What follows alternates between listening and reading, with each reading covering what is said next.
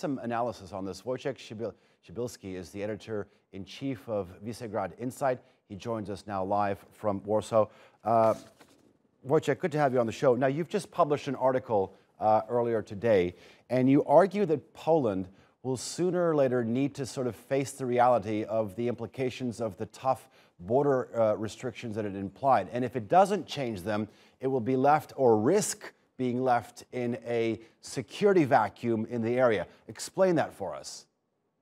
I argue rather for Poland to use and utilize the full support and solidarity of the allies, which includes admitting and inviting EU agencies to the border to assist and to be involved in protection of the border, protection measures on the border. Without their presence on the border, anything bad that happens, and first of all, I would underline that the protection of the border is a good thing, but there are also human rights violations, which are bad things.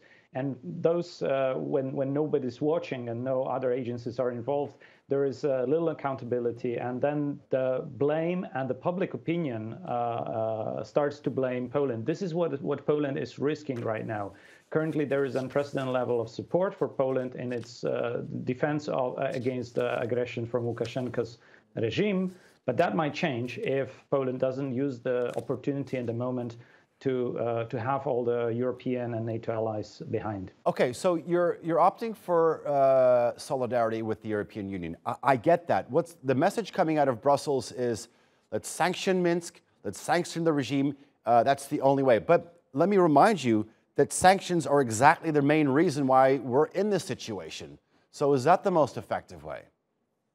Well, sanctions are not the reasons that Lukashenko is in power. Sanctions are a response to the attempt to illegitimately claim the presidency after elections 2020. Sanctions were the only response we had, and there are other pressures that the European Union is considering. After Ryanair flight was kidnapped by the regime in Minsk. That was exactly when they started. Also, the Minsk started to push people on the border with Lithuania, Latvia, and then in Poland.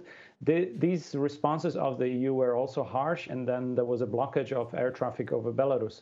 So this is not a reason because of which Lukashenko is pushing people on the border. This is an all orchestrated and planned activity of his regime from before he knew what is happening. So we should not stand down because we're facing an illegitimate regime which doesn't, you cannot hold accountable. It doesn't allow for any accountability by law. And that's the resort Europe has to have as a mean of keeping a firm line on such regimes in its border. Wojciech, we've talked about Poland, we've talked about Belarus, we've talked about the European Union. You know, one important country that we've actually forgotten to mention, Russia. The Prime Minister in Poland says that President Putin is the mastermind behind all this. How do you see Russia's role and its role in perhaps finding an end to this manufactured crisis? We don't have any evidence, direct evidence of Russia being involved in planning it, but it was supporting Lukashenko all along, also during this crisis, and Mr. Lavrov has been an official spokesperson of the regime advocating for paying off Belarus. Because if the world, if the EU, NATO countries do not pay off Belarus, the price tag for keeping the regime in place in Belarus is on Moscow. Moscow is paying economic costs of sustaining the autocratic regime in Belarus currently, and it's not so happy about it, not happy about the costs. Of course, they would like to have the control.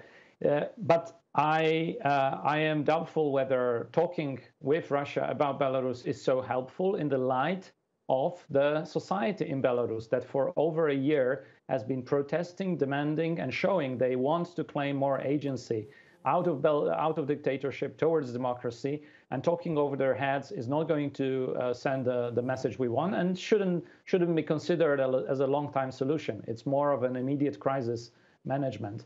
Russia's role here is, of course, not very constructive, let's say. We hope, from the Polish perspective, that it also will face unity and solidarity from NATO and EU, where it will have to back down on supporting illegitimate and illegal activity of Belarus on the border. Fair enough. All right, Wojciech Przybylski, we'll leave it there. Thank you very much for coming on the NewsHour. I do appreciate your analysis.